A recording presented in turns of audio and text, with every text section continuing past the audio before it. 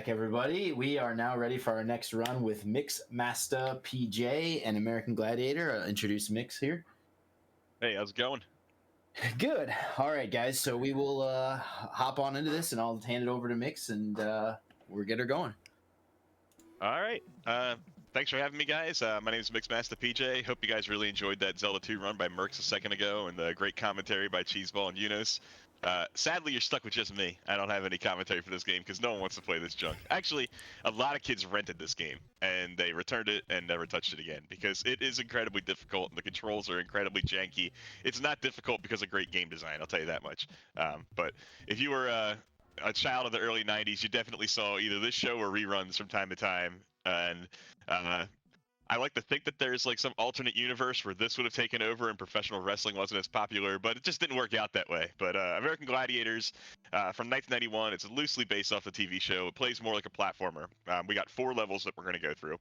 And each level has 5 different events, with the final level at the very end being an obstacle course called the Eliminator, just like the TV show. So if you've seen the show before, that's roughly where the similarities are going to end, as you'll see in just a minute. So we'll get started here as soon as we hit start on this screen.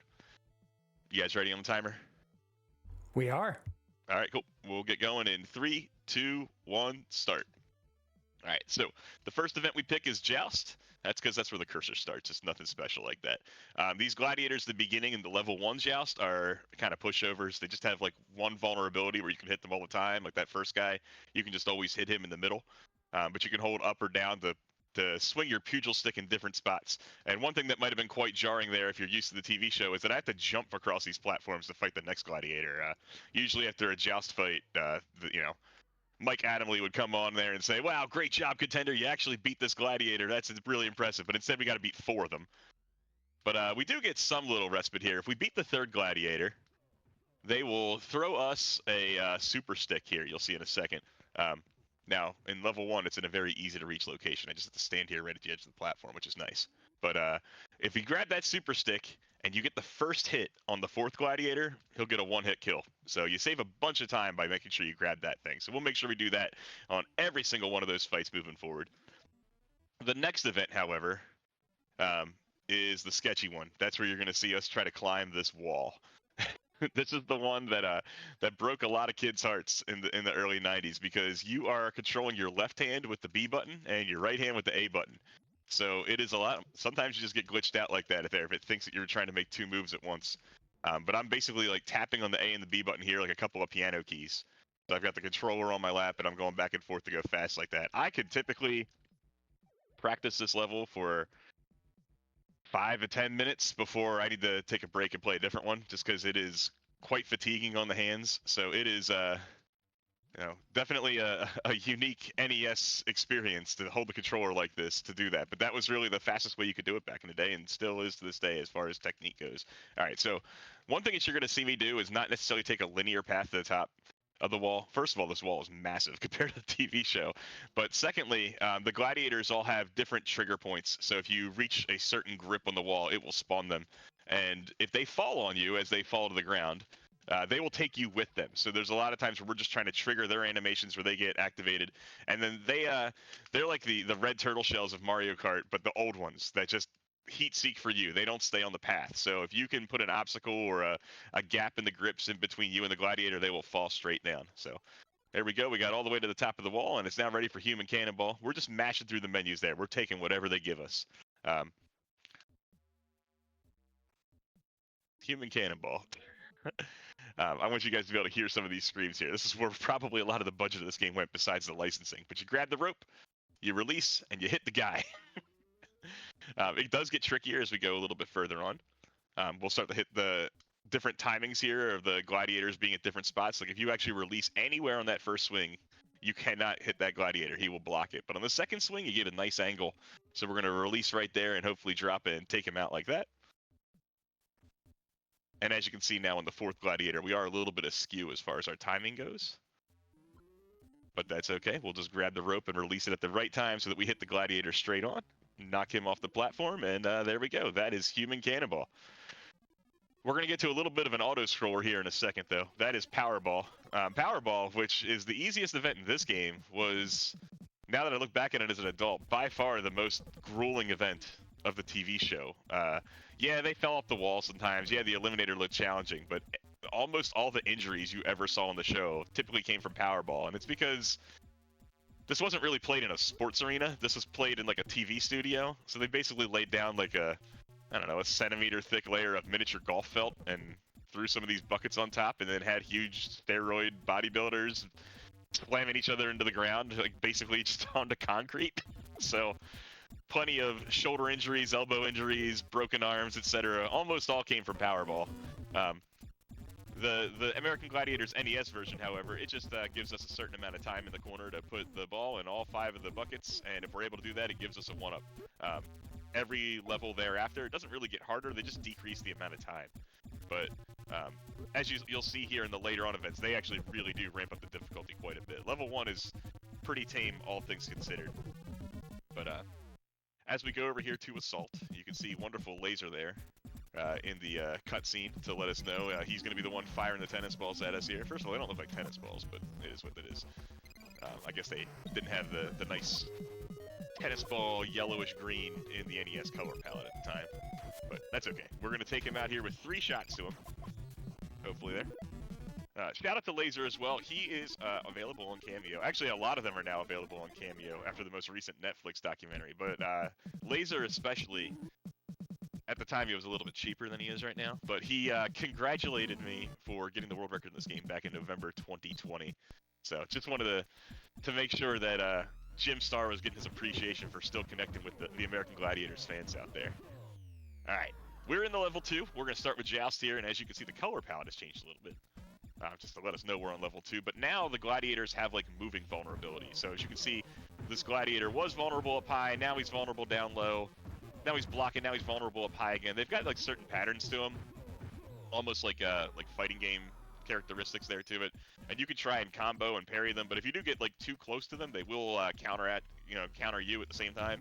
And it's really hard for us to block with the efficiency that they do. So we don't typically block. We're just typically all on offense here. So this super stick is going to come a little bit further out. We'll get a little running start at it. And our 4th Gladiator, if we can hit him right in the kneecap, will go down in 1 shot with that super stick. So we'll get him. Sweet. So nice 1 hit there on that guy. And we'll get ready for wall 2. Alright, so on wall 2, this one is exceptionally different than the other walls we saw at the beginning.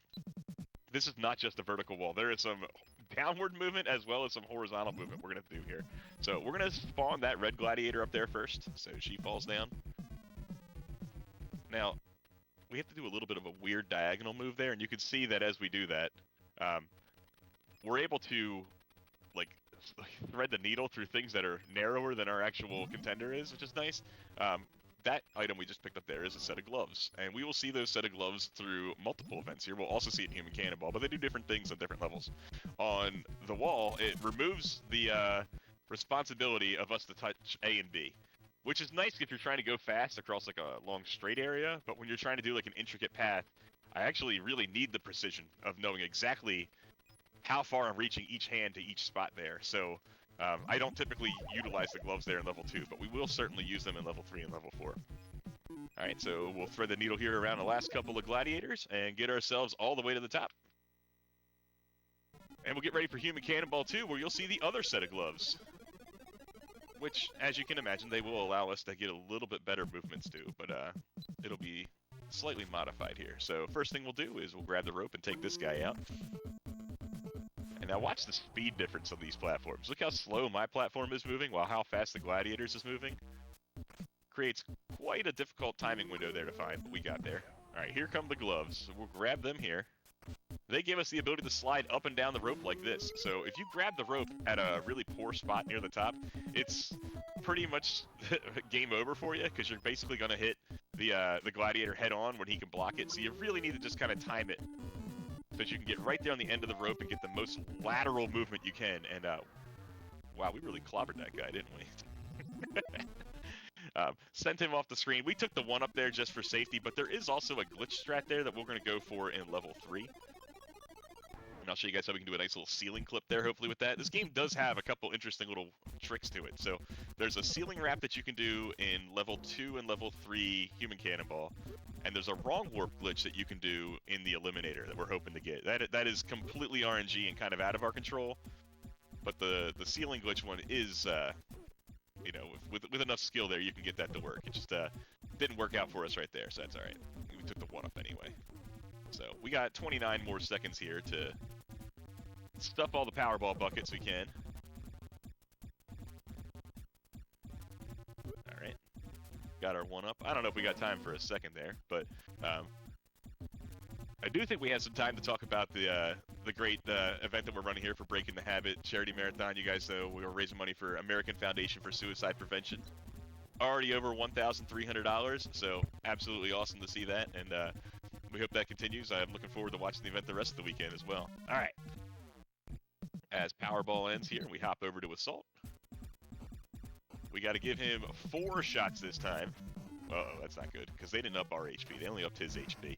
And if you notice the subtle difference in Assault this time, they moved the weapons in mean spots. Like, they put them in really... Wow, I cannot believe we threaded the needle there, but it still went down. That's okay, we'll take a death. But yeah, now instead of hiding the weapons for us behind our little bunkers, they put them alongside in pretty vulnerable spots. So, not the friendliest, the producers are, trying to spice things up for level 2, I guess. Uh-oh. Come on, can we get shot for? There we go. Alright, sweet. Level 2 is down. We're gonna head on off to level 3. That's where the difficulty really starts to pick up here. The joust combinations get kind of absurd in their vulnerabilities. Like, some of them are like 7 or 8 steps in spot that you need to aim. So, Nitro definitely brings out the heat here in level 3. So we got a middle vulnerability, then a low vulnerability, then a middle, low, high. It's just all over the place here. So we really got to just time exactly when he swings, hit him in the right spot as a result. Hopefully they don't chain anything together against us. The super stick here also requires us to really hustle, so...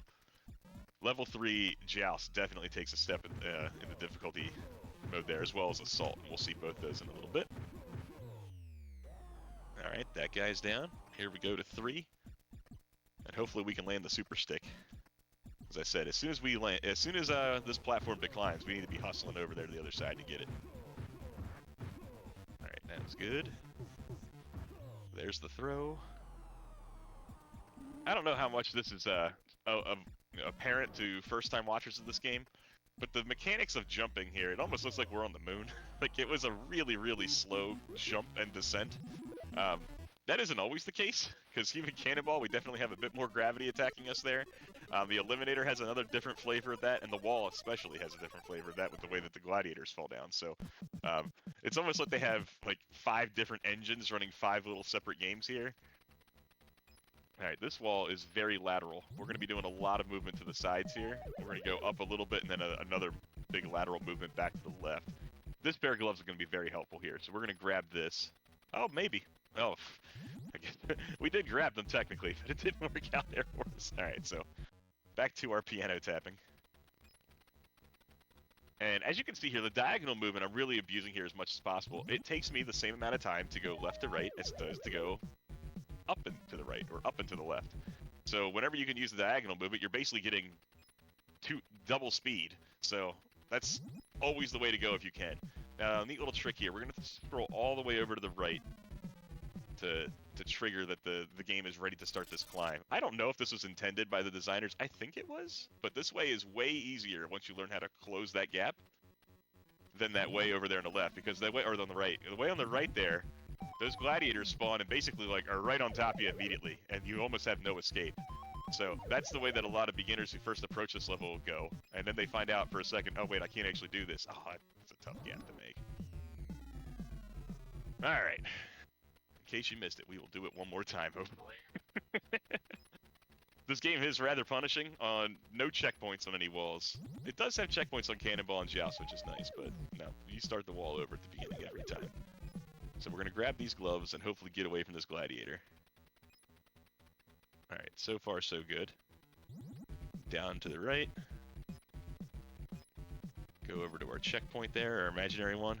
not a checkpoint in the sense that you'll start there, but a checkpoint in the sense that if you don't go all the way over to the right and you climb that gap, the screen won't scroll up because it thinks you haven't gone over enough to the right. So you shouldn't be at this part of the level yet, and it won't scroll the screen. So you have to go over there just to kind of trigger this next sequence. All right, we need these gloves, and we need to get out of there in a hurry. So we'll get them and then go up immediately and dodge that gladiator. And then we got to dodge a couple more. They tried. They were on like one tiny little rung, and then they went down, and they will rain on you if you're not careful. But that eventually is how you beat Wall 3. So far so good. We are a little more than halfway through the game here. But this would be about roughly halfway through the speedrun time, so we're hoping here that the next part of it goes well. Better than it has been here. Now you can see how fast the rope is moving here in Human Cannonball. This is our first long distance shot as well, so you're going to see that here in the second bad guy here. We're going to grab it and release a prey and then really obliterate that guy. Alright, we're going to grab the gloves in the third gladiator spot here with the hope that we're also going to be able to get the ceiling clip in a second. Now the way you get the ceiling clip is you got to be on the rightmost pixel of the platform and jump at the very peak. And if you do that,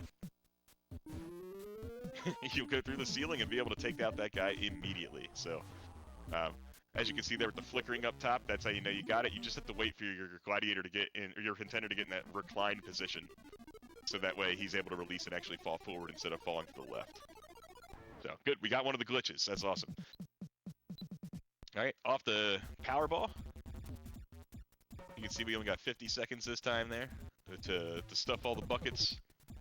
Bank another one up we hopefully don't need. It's typically not a perfect run here. Usually you're going to get some sort of random deaths, unfortunate RNG, either with the medicine balls in the eliminator or with assault just kind of like pinning you down into a corner and not getting any connections there with any of your shots at laser. But a perfectly smooth run of this game typically ends up around the 21 and a half minute mark. If you're able to get the hand bite glitch in the eliminator, though, you can take off about 45 of those seconds, which is huge, but is completely out of our control. So we're just going to pray for good medicine ball RNG, and maybe we can showcase that on stream today. Alright. At this point in Assault, we are not trying to kill Laser. The weapons are in terrible places. His HP is up to 5. They're only giving us 12 bullets anyway. So the other way that you can beat Assault in the television show and in this game here is by just getting to the finish line after passing all the stations. So we treat this kind of like a shmup, and we're just like out of weapons, and we're just going to hopefully get to the finish line and not die, which we did right there. So we just snuck right by him. Sorry, Jim, I didn't want to engage in your firearm combat there this time around. Maybe another time.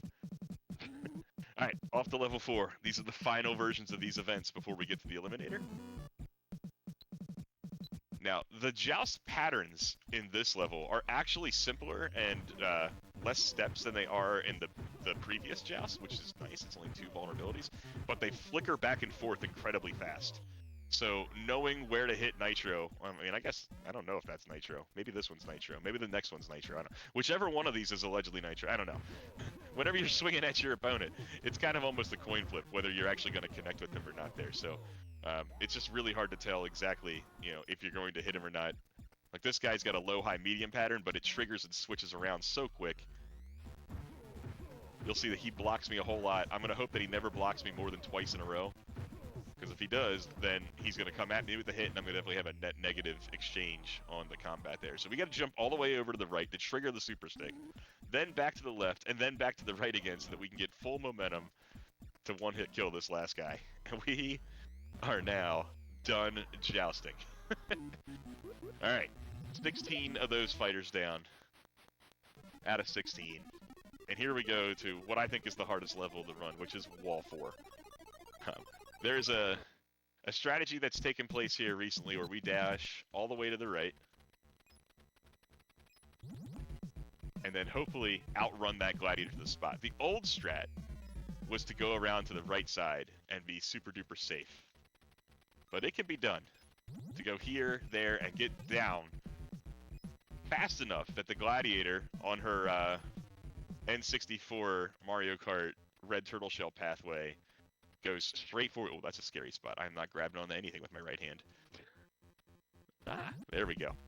And you can try to lure her into an area where she will not be able to get you with a direct path and thus will fall down. What makes this part so hard is that if at any point in time both of your hands are not touching something, you fall down. So there will be times where you move a hand, and obviously when you move your hand from one grip to another, there is a split second when you're not grabbing a hold of something. But particular grips will trigger things. Like as soon as my right hand hits the grip above my head, it's going to trigger a gladiator, so we're going to have to sprint diagonally right through there. And hopefully not go one grip too high or one grip too low, because if we do, we fall to our death. So we're going to take a lateral movement there to lure that gladiator to that void of grips. And we've got our gloves. We can do a little diagonal movement here. Now here's some fun gladiator manipulation. So some of my favorite of the run. Remember that Mario Kart thing I just said a second ago? Well, over here, the gladiator's coming right for you, and if you just do a little hand grip down, she's like, oh, I have to go down too, and then she falls down. Last gladiator manip we want to do is spawn this one right here. If we were going for a world record run, we'd be sprinting up there, and it would be our final showdown against the gladiator. We'd be racing against her. But in a marathon, after this far of a climb, I'll trick her. I'll make her fall down a little bit early and waste a couple seconds. That's okay. But yeah, there we go. Wall 4 is done. And now off to Human Cannonball, where we have the last boss here being one of the most ridiculous timing windows I've ever seen in a video game.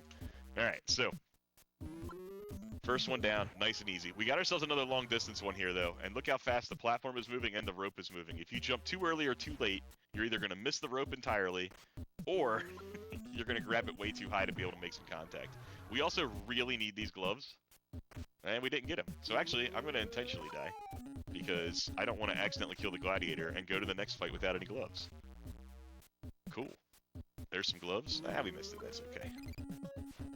This is all really setting up how brutal the next gladiator is, that we need all of these things to go perfectly right. Alright, so we have a long distance gladiator here. We are going really slowly.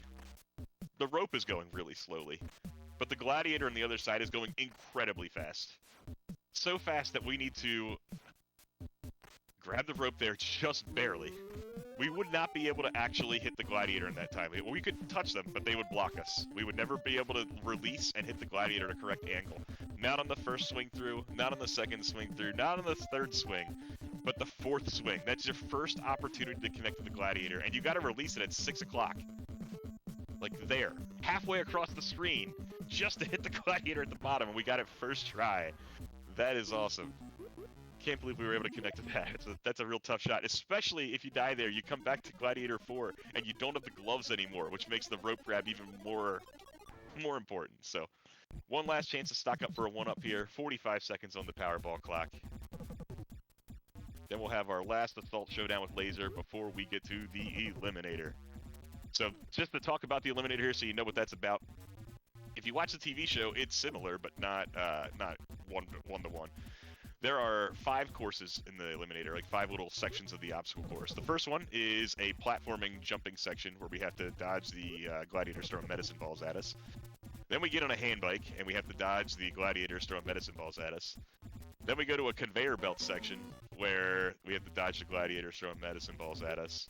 Then we go to a second hand bike section where we have to dodge the gladiators throwing medicine balls at us. And finally, there is a zip line section with no medicine balls. That would be ridiculous. Alright, so same strat as before here. We're just going to get to the finish line. He's got 6 HP. Completely out of the realm of possibility for us to really take him out, especially when they hide the weapons on the other side of the bunkers. We got 2 hits already. Might be taking a death here, depending if we can dodge these tennis balls. Nope.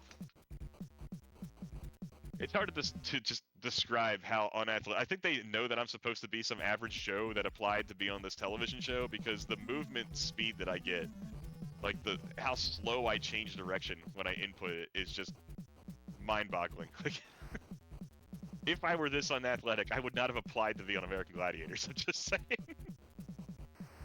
We almost made it. It's okay. We still got 6 lives. We're all right. We're safe. Plus a couple continues from beating all those levels earlier, so not super worried about it. But man, that would have been a really hard pill to swallow if that was like in an any % run. And that was how a run died.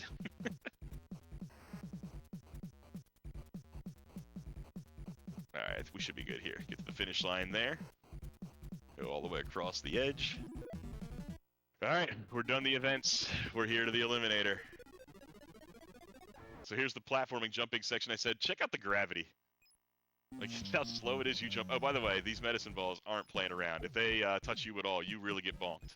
But also, because you fall so slowly, the likelihood that you are going to even see the medicine ball that hits you while you jump is little, because you're going to jump before the medicine ball that inevitably hits you is even on the screen. Like, I couldn't dodge those medicine balls because I had no in middle of the air movement.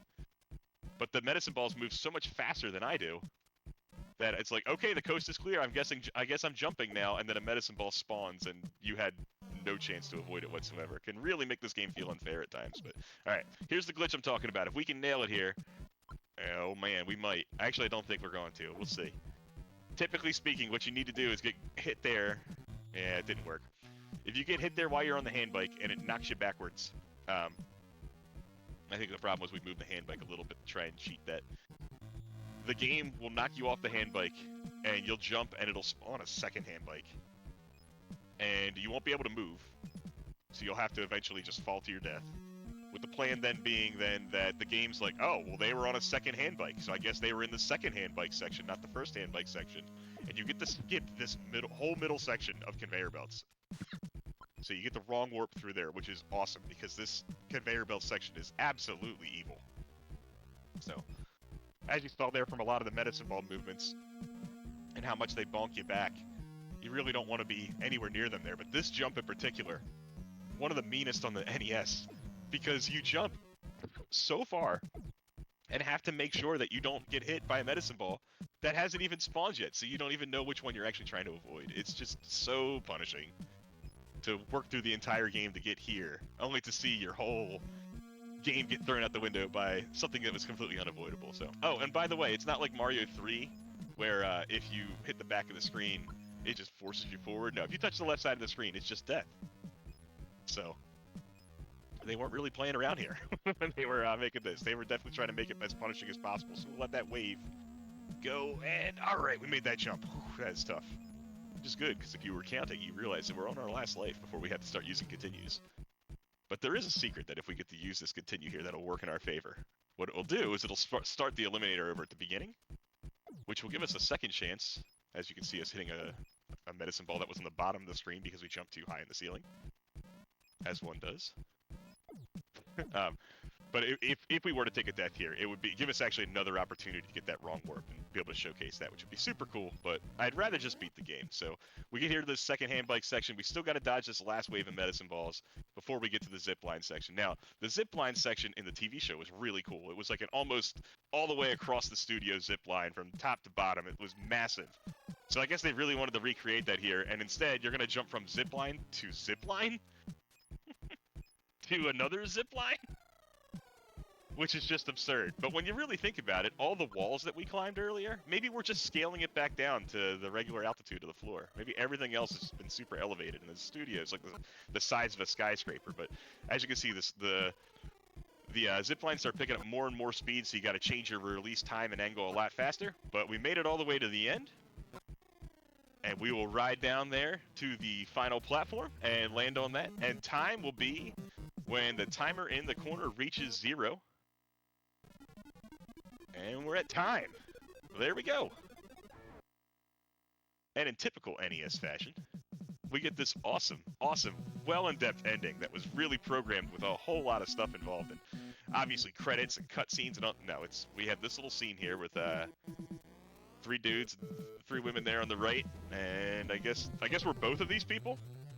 I guess we were I guess for different events, we were the male or the female contender. So I guess we're both of them people at the same time celebrating because we beat it. And then we get the wonderful, congratulations, you're an American Gladiators Grand Champion, game over.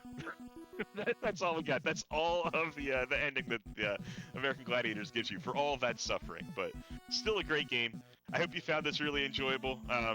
I know I'm not streaming as much as I used to, but NES games are always my passion. I have a big stream coming up next week with my channel of the same name here. I'd love to hear from y'all if you like to see all this, but more importantly, you guys should be watching this the rest of the week, the weekend here. Excellent marathon we got going on, raising for a great cause, and I hope you really enjoyed American Gladiators as much as I did. This was one of the first NES games I speedran, as well as like one of the games that I've been playing since my youth, and it's always meant a lot to me to be able to show it to others. So, yeah, I still remember the afternoon when I purchased this game, new in box, and yeah, so it's the one that brought me into speedrunning, and I hope you guys really liked it and enjoy the games that we see the rest of the weekend. Thank you very much, mixmastapj. That was an awesome speed run, and as you said, brought me back to some very early childhood Saturdays watching American Gladiators. So that was awesome. I appreciate for having me, guys. Thank you so much. Yeah, thank you guys. As we've been doing throughout the day, we will roll on into our next scheduled speed run with DBK'd. It is going to be Marvel vs. Capcom Clash of Superheroes. And before we get to that, we will have a couple videos as we get set up, and we'll keep on rolling. Thanks, everyone.